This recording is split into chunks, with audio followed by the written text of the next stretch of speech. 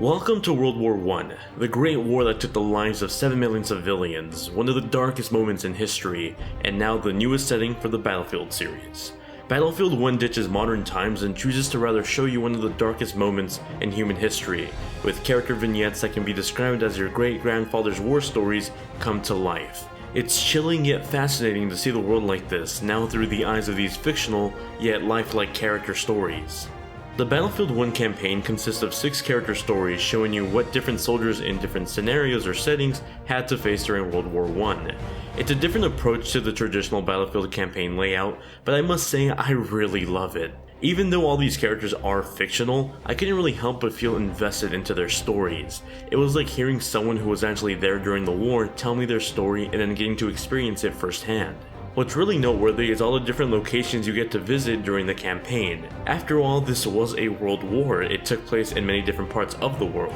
Now, although the story was fascinating and entertaining, it did feel a little bit short, clocking in at about 4 to 6 hours depending on the difficulty you were playing, with each chapter taking anywhere between 30 to 60 minutes per chapter. It should be noted that there are some pretty big countries missing from the action here too. I mean, I'm playing a World War I game, but I don't have the option to play a French mission or a German mission for some reason. However, EA has revealed their plans for DLC in the coming year, with the first expansion dropping in March 2017, which will include, surprise surprise, France. Yeah, it sucks that they're putting it behind a paywall, and I definitely don't support that, so if you are one of those consumers, then definitely vote with your wallet. But I will say this, the content that's here at launch is still pretty phenomenal from a story standpoint. I'll even go as far to say it's one of my more favorable Battlefield campaigns, up there with the likes of Bad Company 2. The gameplay in the campaign almost acts like a tutorial of sorts. Every chapter of the game changes things up, so you're never stuck doing the exact same thing for too long. You'll get the chance to practice your combat skills against large groups of enemy AI, as well as try out all the vehicles in the game before you actually jump into the multiplayer mode. Enemy AI is decent in the campaign. Trying out the different difficulties, I didn't really notice a change in the intelligence of the AI. Oftentimes, hordes of enemies will just come right at me at the exact same time, and the gameplay essentially just became a giant game of whack-a-mole, rather than me having to strategically have to deal with each enemy one by one. On a brighter note, vehicles control beautifully and you get plenty of time to get familiar with them in the campaign, so even newcomers to the series that are just playing this as their first Battlefield can get a feel for the vehicles right before they jump into the multiplayer. On a brighter note, vehicles in this game control beautifully and you'll get plenty of time to get familiar with them in the campaign, so for those of you barely getting into the Battlefield series, you'll have some time to try out the vehicles before you actually have to jump into multiplayer and play with real life humans. Now, as with most first-person shooters, multiplayer is the star of this game. Just like previous games in the series, you have your standard classes like Assault, Medic, Support, and so on, but you also have these new Elite classes. There are currently 3 Elite classes, and they're the Flame Trooper, which is pretty much a guy with a flamethrower, the Sentry, which is essentially a mobile tank in a suit, and then lastly the Tank Hunter, which goes after tanks. Speaking of really cool new things, Operations is a new game mode for the Battlefield series, and it's definitely one of my favorite game modes now too. Operations is essentially a combination of rush and conquest. You're either attacking or defending either side while trying to capture segments on the terrain. Whoever captures all the terrain first wins the game. Once the match is over, you'll actually get a little summary of what happened after the battle during the war, or what could have happened in the war if the country that didn't actually win in history won in this scenario. I think it's a really admirable authenticity touch that just adds on to why I really love this game mode. Battlefield 1 is a very good looking game. On PC, the game runs beautifully on my GTX 970 setup, easily hitting 1080p 60 frames per second on ultra settings without any dips at all.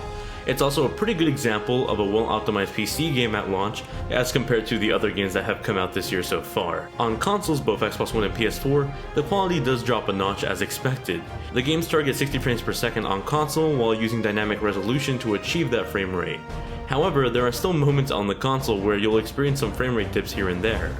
It never became absurdly bad, but it definitely is noticeable when it happens. One of the most iconic traits of the Battlefield series is its destructible environments, and it's no different in Battlefield 1. The combination of destructible environments, dynamic weather effects, and post-processing effects really does make this game look beautiful, whether you're even playing it on console or PC. If you see a sniper in the building off in the distance, chances are you can actually just shoot it down with some explosives.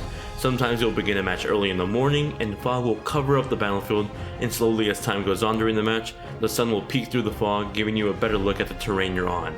It's an extraordinary touch of detail that I really do appreciate. Sound design was incredibly well done as well. This is a game you should most definitely play with headphones on to truly experience the immersion of World War I.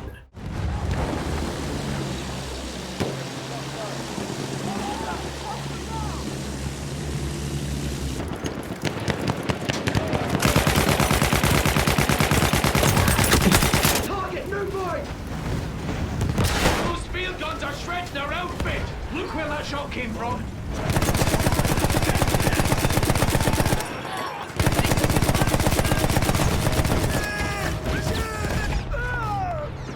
Everything from the sound of bullets firing, boots running in the mud, and planes in the sky, it's masterfully placed together to form a symphony of sounds. The only problem with this is, ironically, with the music. Because the sound design is so well done, the music in Battlefield 1 is usually either non-existent or drowned out to the point where you can barely even hear it. I'm okay with this because the music in the game isn't too memorable to begin with, so I'd rather have my amplified sounds over the music. But that is something I wanted to address in case any of you were interested in the music for this game. Battlefield 1 is without a doubt a great game. There's a lot of stuff that DICE has done well with this game, to the point where it's honestly my favorite Battlefield entry since Bad Company 2. Since most people tend to buy the Battlefield series for the multiplayer, I'll address you guys first.